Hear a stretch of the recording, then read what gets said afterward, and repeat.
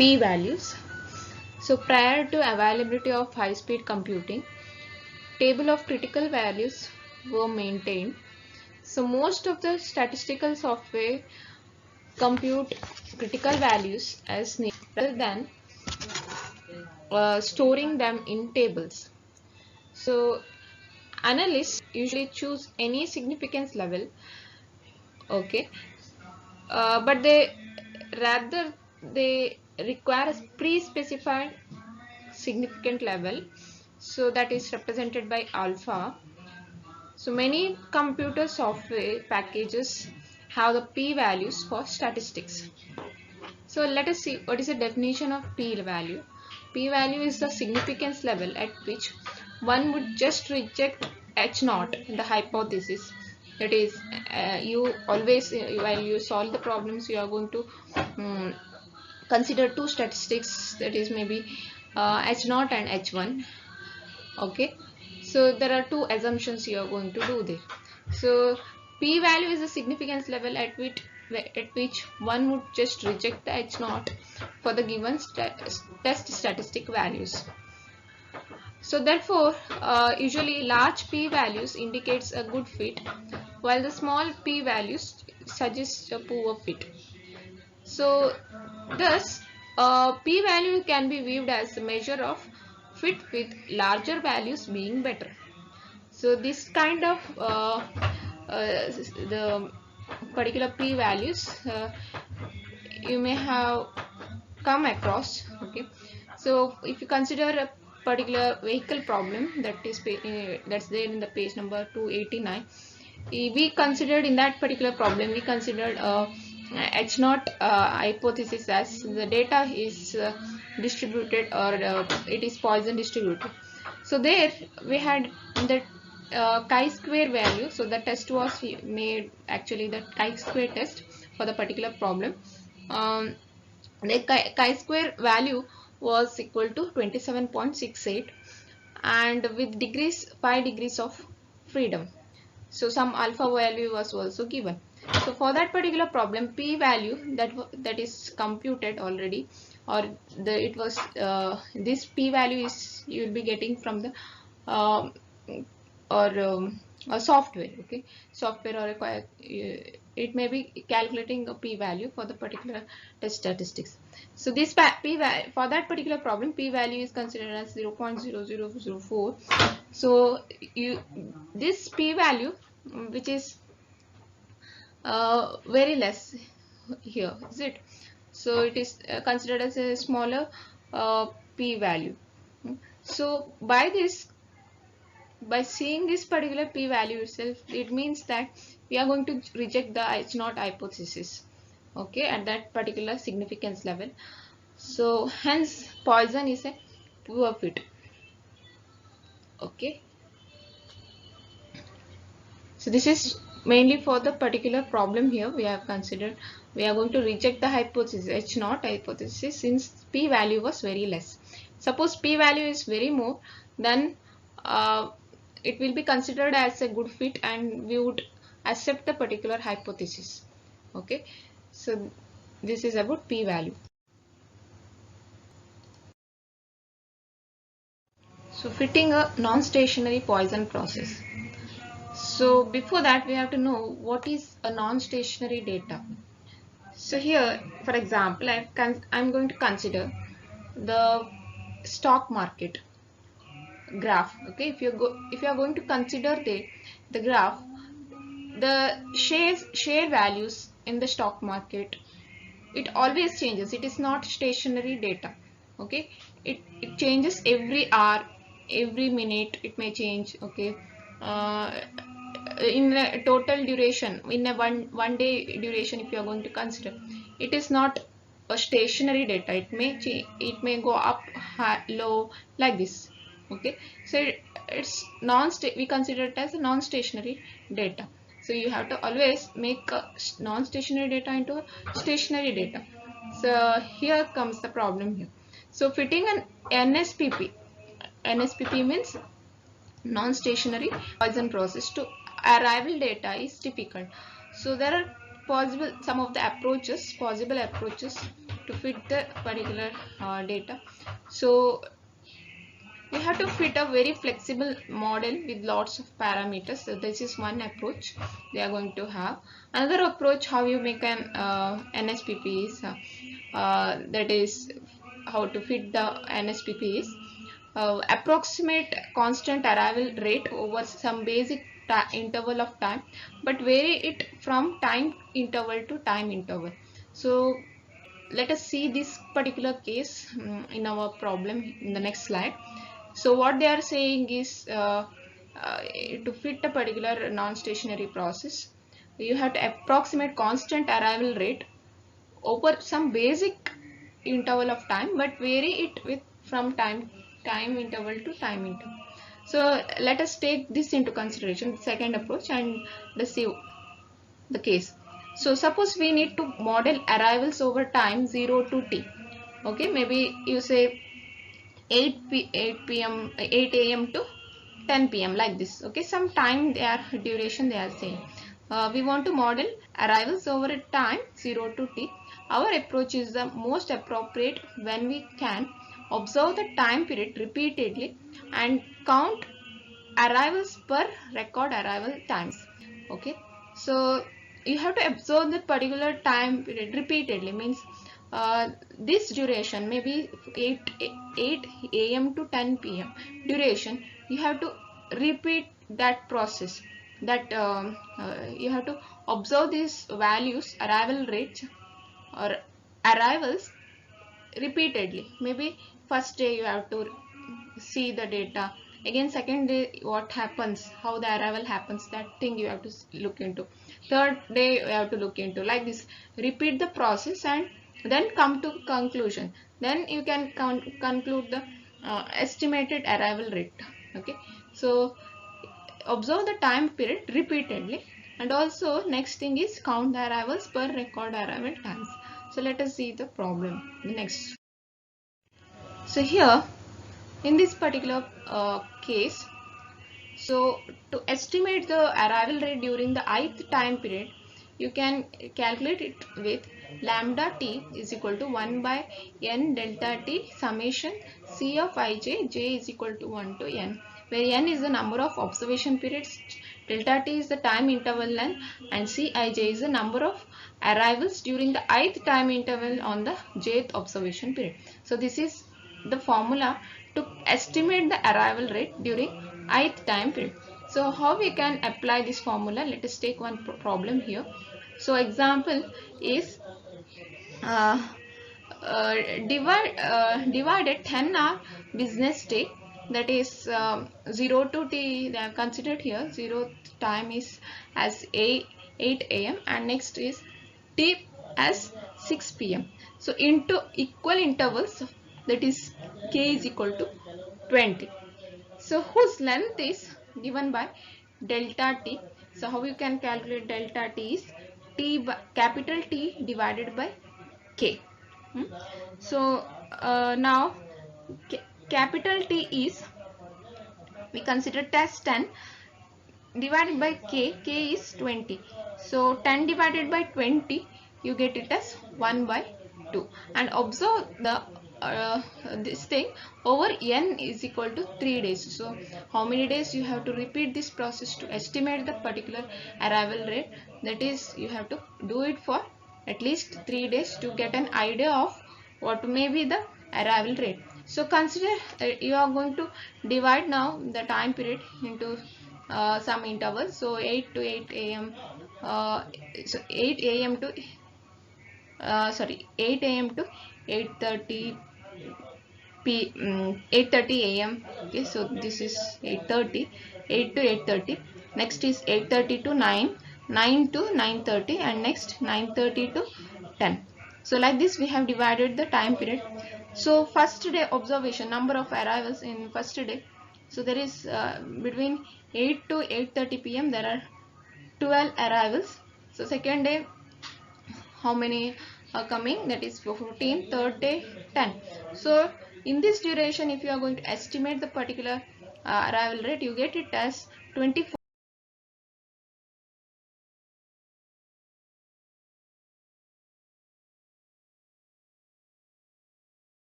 So next problem is, so if the necessary data is not available, how you can get the data? There are number of ways to obtain the information about the process even if the data is not available. Okay, so how you can obtain the data? That is, one method is you can get the engineering data. So often a product or a process has performance ratings provided by the manufacturer, okay, or a company. Company rules may specify the time or production standards. So these values provide a starting point for input modeling by fixing a central value. So if the data is not available, what you have to do is you get the data from the manufacturer itself or company itself. So they may give the idea of the data. Okay, so for example, I say mean time to failure of a disk drive. So that may be around 10,000 hours. Okay, so next maybe a laser printer can produce 8 pages per minute. So that's another example. And sometimes another company may provide cutting speed of the tool is 1 centimeter per second. So like this. So these are the data that is given by the company or a manufacturer. So you get the data from the company or manufacturer and then you start to simulate your model. Okay, that is one way. Next method is you have to go for expert option. Talk to the people who are experienced with the process or similar processes. Often they can provide optimistic or pessimistic, and most likely times they may know the variability as well. So based on their experience, they may give the data. Okay. Next thing is physical or conventional limitations. So most real processes have physical limits on uh, performance. For example, computer data entry cannot be faster than person can type the particular data. So like this. Okay, so physical or conventional limitations, there may be limits or bounds that narrow the range of input processes. So do not ignore the obvious limits or bounds that narrow the range of input processes. So next thing is the nature of the process. So uh, this particular description is given already in previous section. You may have seen a table of normal distribution, variable distribution, uniform distribution. So that for the particular table you may refer section 9.2.2 in your textbook so that you can get an idea, and there you can choose a particular distribution when the data is not available, so based on the nature of the data.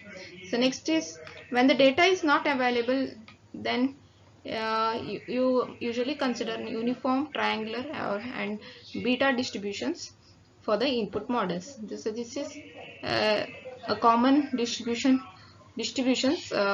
usually we consider for the input models. Suppose if the data is not available. Take an example for selecting an input modeling. Example here is production planning simulation. So input of sales volume of various product is required. So that's why salesperson of product XYZ says that, so they wanted to have a data of uh, of a particular they are getting the particular data from the salesperson, okay, of product XYZ. Okay, so the salesperson gives the idea of the data. So he says that no fewer than 1000 units and no more than 5000 units are sold. So based on his experience, he believes there is a 90% chance of selling more than 2000 units and 25% of selling more than 2500 units and only 1% chance of selling more than 4500 units.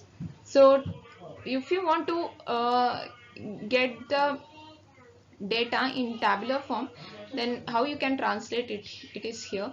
So translating this information into a cumulative probability of being less than or equal to those goals for simulation input is given here. So I is given as 1 2 3 4.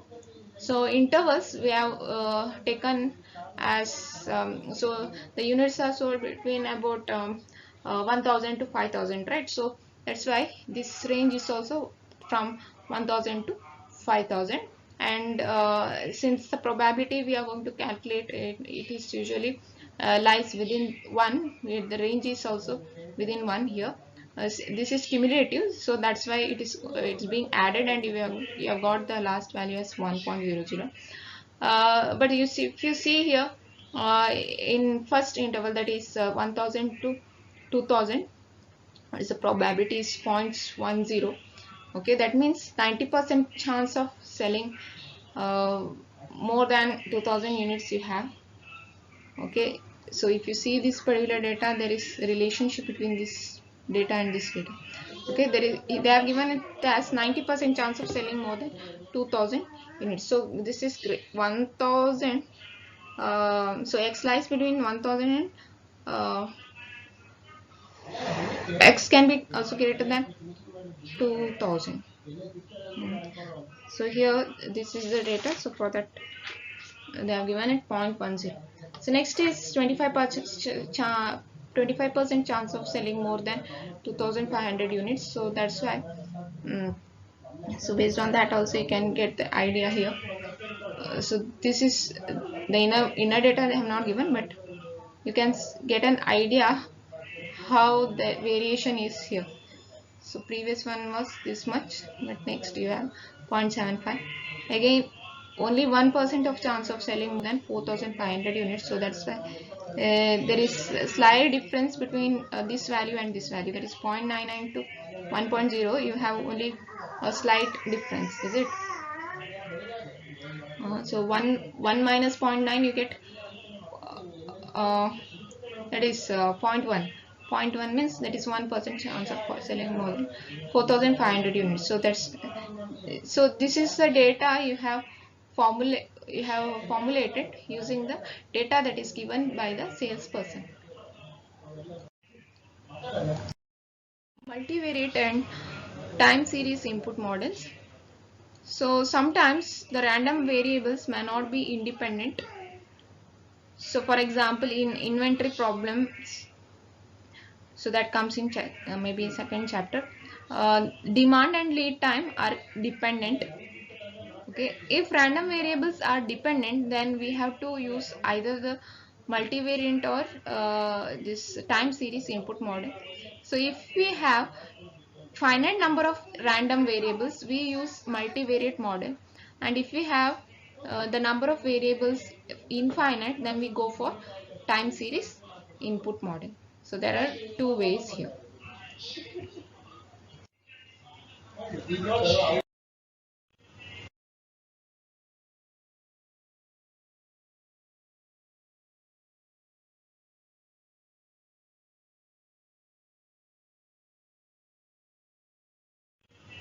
Covariance and correlation. So consider a model that describes the relationship between the two variables x1 and x2. So epsilon is a random variable with mean 0 and is independent of x2. So the relationship is given here. x1 minus mu1 is equal to beta into x2 minus mu2 plus epsilon. So x1 and x2 are the two variables here. So in this case, if beta is equal to 0, then x1 x2 are statistically independent. If beta is greater than 0, then x1 x2 tend to be above or below their means together, and if beta is greater beta is less than 0, then x1 x2 tend to be on opposite sides of their means. So covariance between x1 x2 is given by covariance of x1 x2 is equal to E of x1 minus mu1 into x2 minus mu2, that is equal to E of x1 into x2 minus mu1 into mu2.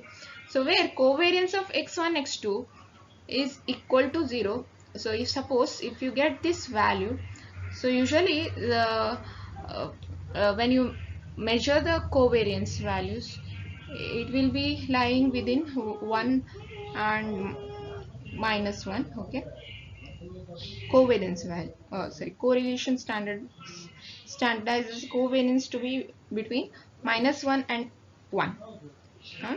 And covariance can take any value between minus infinity and infinity.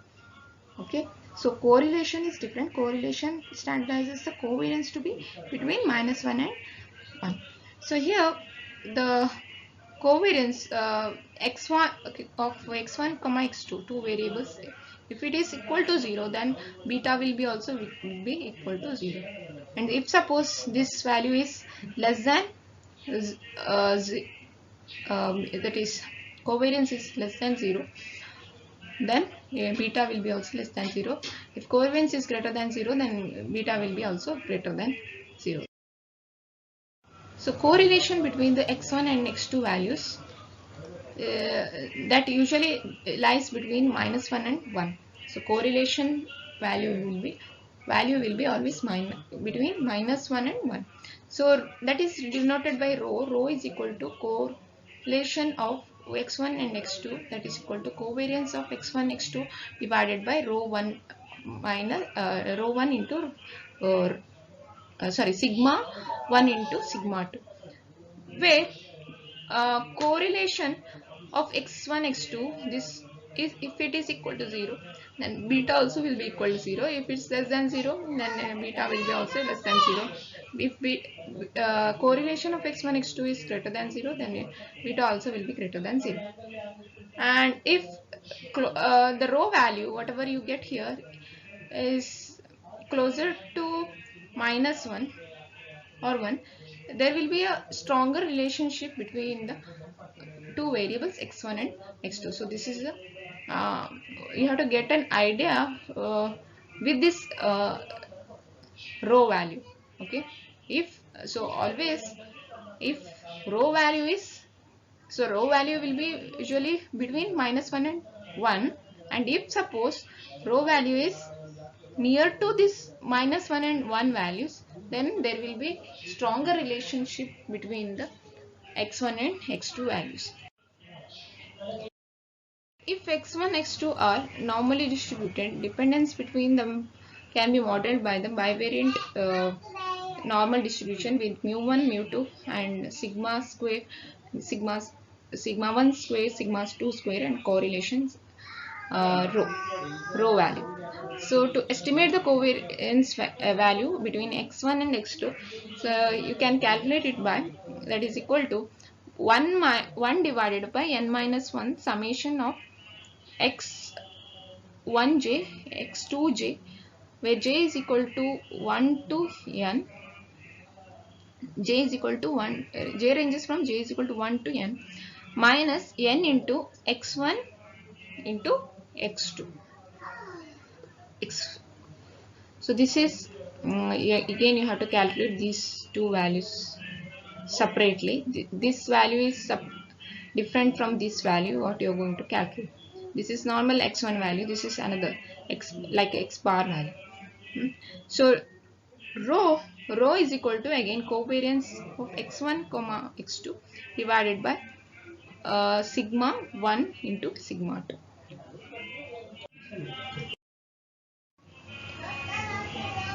So here the measure of dependency between the two variables, it can be given as, so or correlation coefficient can be given as rho is equal to covariance of x comma y divided by sigma x comma x sigma 2 sigma y.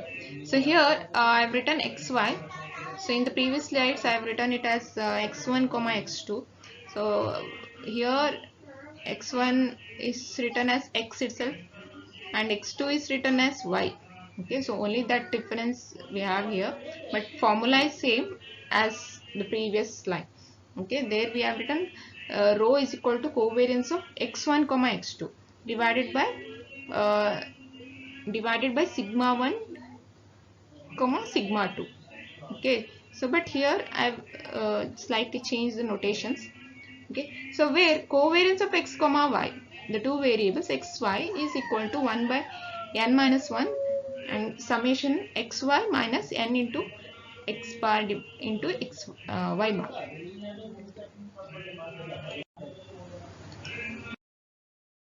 So this uh,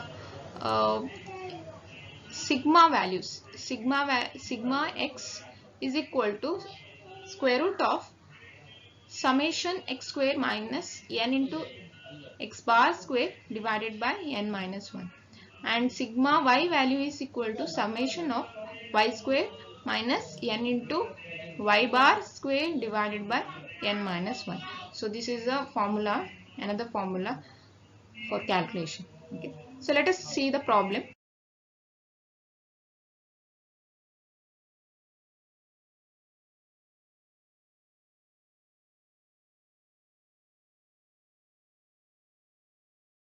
So this uh,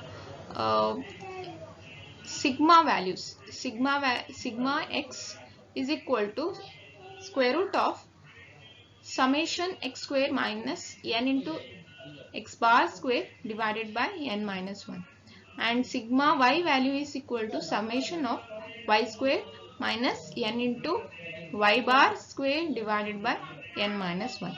So this is a formula, another formula for calculation. Okay, so let us see the problem, one important problem.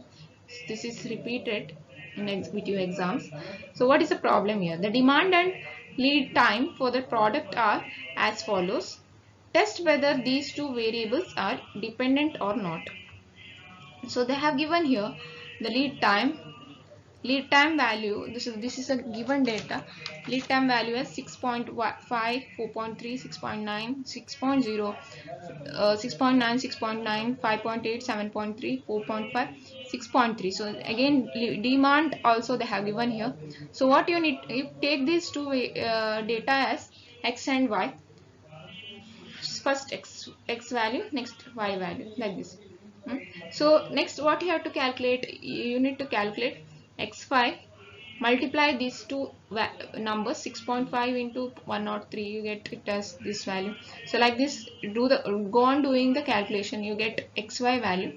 And next thing what you need is x square value, okay, and y square value for the calculation. So that's why we need to calculate this value also, x square and y square value.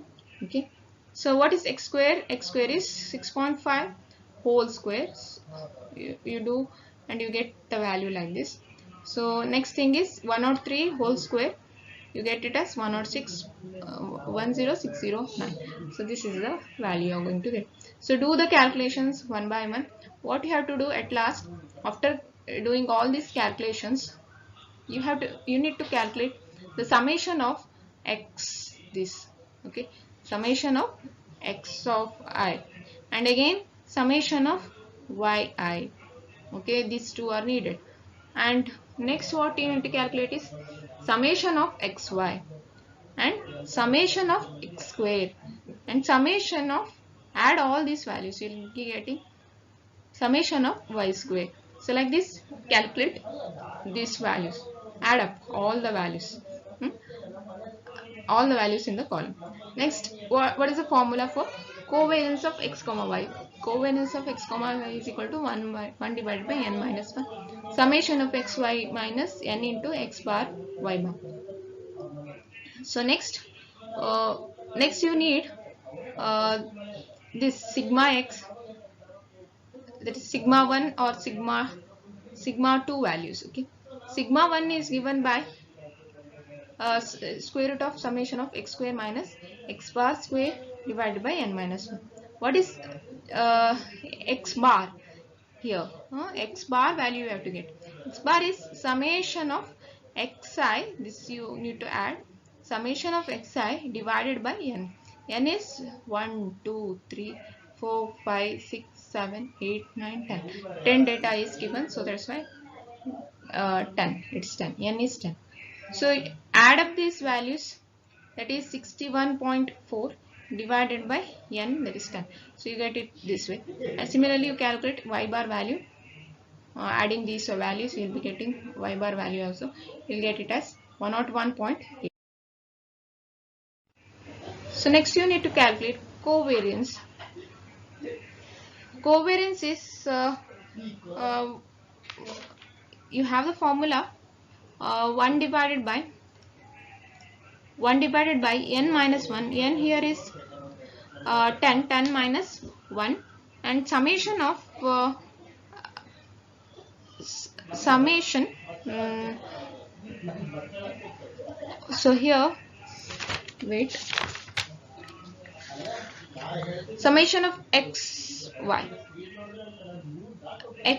summation of xy, you have 6328.5 minus what is n? N is 10 into x bar value 6. You get it as 6.14, and y bar value 101.8. so you calculate this, you get it as 8.66. and next thing is sigma 1 and sigma 2, you have to calculate using the formula. You get it as 1.024, and sigma 2 value is 9.930.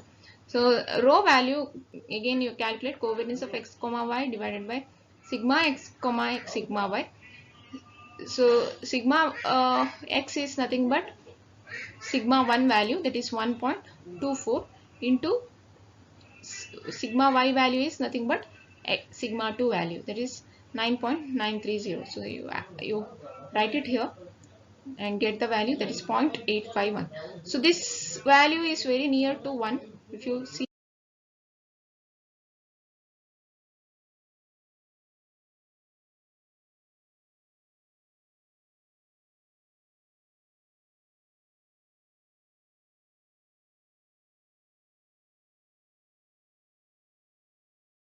this value is very near to 1, so therefore we can, there is a strong relationship between x and y variable, and lead time and demand time are dependent. This is our conclusion.